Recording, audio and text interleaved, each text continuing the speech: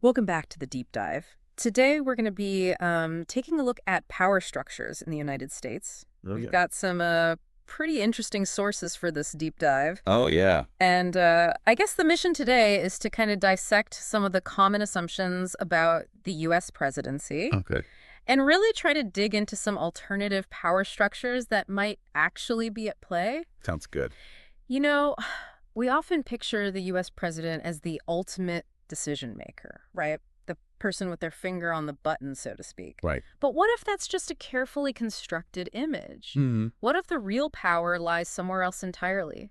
It makes me think of Zaphod Beeblebrox from The Hitchhiker's Guide to the Galaxy, a president who's basically just a figurehead, Right. just meant to distract everyone from the true power brokers pulling the strings. Yeah, that's a great analogy. Behind the scenes. And it's not as far-fetched as it might sound when you think about it. Take, for example, the concept of the derp state, which has been a recurring theme in American political discourse for decades now. Right. So let's break down this deep state idea for our listeners. Yeah. What exactly are we talking about when we use that term? Essentially, the deep state refers to this hypothetical network of unelected officials within powerful institutions Okay. like the Pentagon, Right. the CIA, the FBI. Well, These individuals, yeah.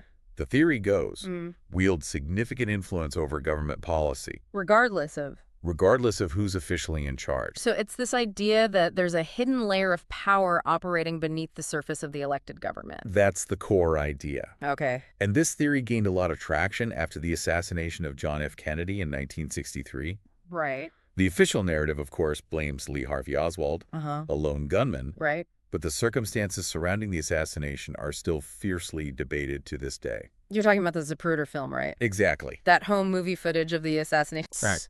Which seems to show JFK being hit from the front. Right. Which contradicts the official story that Oswald shot him from behind. Exactly. And It paints a rather unsettling picture, doesn't it? it does. As if the president isn't really the one calling the shots. It certainly challenges our assumptions about where power truly lies in the American political system. Let's shift gears a bit Okay. and look at the mechanics of power itself. Right.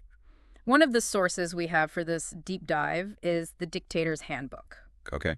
And it presents a really interesting framework for understanding how power works, Interesting. arguing that any leader's power ultimately depends on two key factors: Okay. maintaining a small, loyal inner circle and cultivating a larger outer circle. Right. That creates an illusion of invincibility. That's a compelling argument. And it's certainly applicable to the U.S. presidency. It is. If we apply this framework to the current administration, for instance, Right.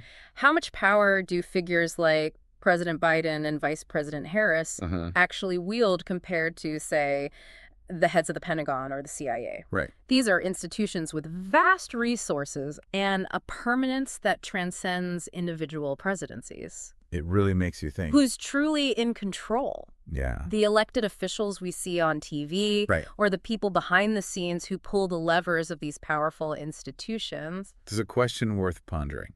It is, and it leads us to another key element in this whole power dynamic: Okay. the military-industrial complex. Right. We all know that the U.S. military budget is absolutely massive, bigger than the next 10 countries combined. It's staggering. It really is. But what does this have to do with power structures? Well, it's important to understand that war, unfortunately, isn't just a matter of military strategy. Right. It's also a business, and a highly profitable one at that. Unfortunately. That's where the concept of the military-industrial complex comes in. Right. So you're saying that there are powerful entities that profit from war and conflict. Precise. This network of corporations, lobbyists, and government officials has a vested interest in keeping the military machine running. Worked regardless of whether war is actually necessary or beneficial to the country as a whole. That brings us back to JFK. Okay. His reluctance to escalate U.S. involvement in Vietnam, which we talked about earlier, Right. might have threatened the interests of those who profit from war. It's certainly a possibility. Yes. And it raises the question of whether similar dynamics are at play today. Look at modern examples like U.S. arms deals with Saudi Arabia, Right. a country with a questionable human rights record, Yeah. or our involvement in various proxy wars around the world.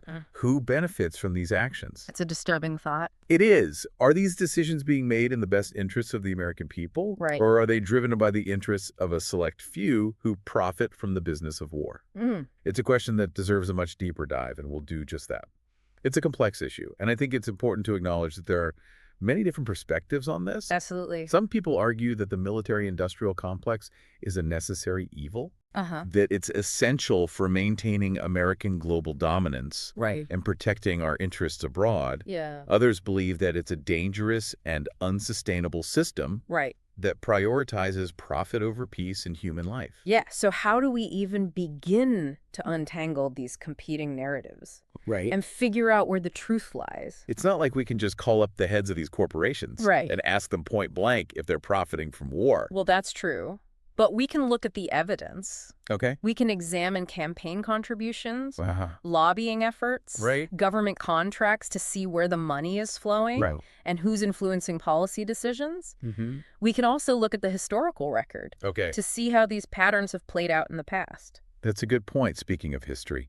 One of our sources for this episode mentions the concept of proxy wars, which are basically conflicts where major powers fight indirectly by supporting opposing sides in a smaller conflict. Could you explain that a bit more for our listener? So a proxy war is essentially a way for powerful countries to exert their influence and achieve their goals without directly engaging in a full-scale war with each other. So they're fighting each other through other countries? A classic example of this is the Soviet-Afghan War in the 1980s. The United States supported the Afghan Mujahideen against the Soviet-backed Afghan government. Interesting. It was a way for the U.S. to contain Soviet expansionism without risking a direct military confrontation with the Soviet Union. So it's like a game of chess where the superpowers are moving other countries around the board like pawns. Exactly. But who are the real winners and losers in these proxy wars? It seems like it's rare. That's a very important point. Proxy wars often have devastating consequences for the countries where they are fought. They can lead to prolonged instability, economic collapse, widespread human suffering. The Vietnam War is another example of a proxy war that had a profound impact on the region and the world. It's all starting to feel a bit like a conspiracy theory. This idea that these powerful forces are shaping global events from behind the scenes. I can see that. And speaking of conspiracy theories, one of our sources touches on the concept of the Illuminati. This supposed secret society of elites who control the world. What are your thoughts on that?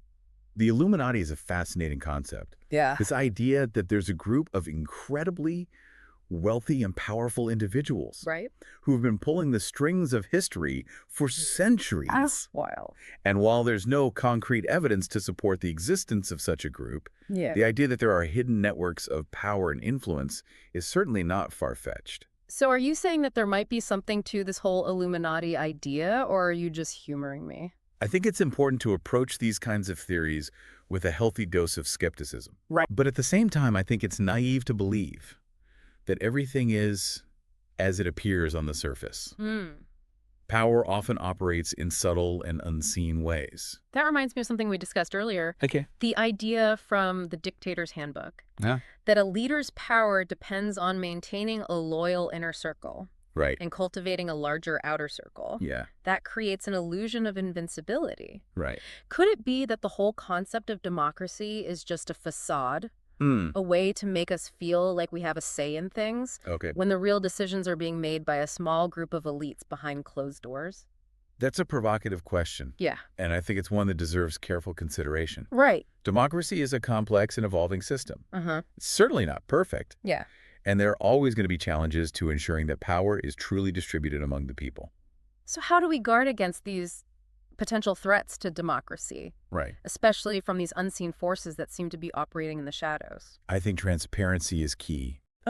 We need to shed light on the workings of government, hold our leaders accountable, and empower citizens to participate in the political process. And what about the role of the media in all of this? I mean, the media is supposed to be the watchdog, the fourth estate, holding power to account. But what if the media itself is being influenced or controlled by these powerful forces. That's a valid concern. Media consolidation is a real issue. It is. And it can lead to a narrowing of perspectives and a lack of critical scrutiny. Exactly. That's why it's so important to support independent media outlets, to diversify your news sources, and to be critical of the information you consume. Oh, it's a lot to take in, isn't it? It really is. It's like we're constantly bombarded with information.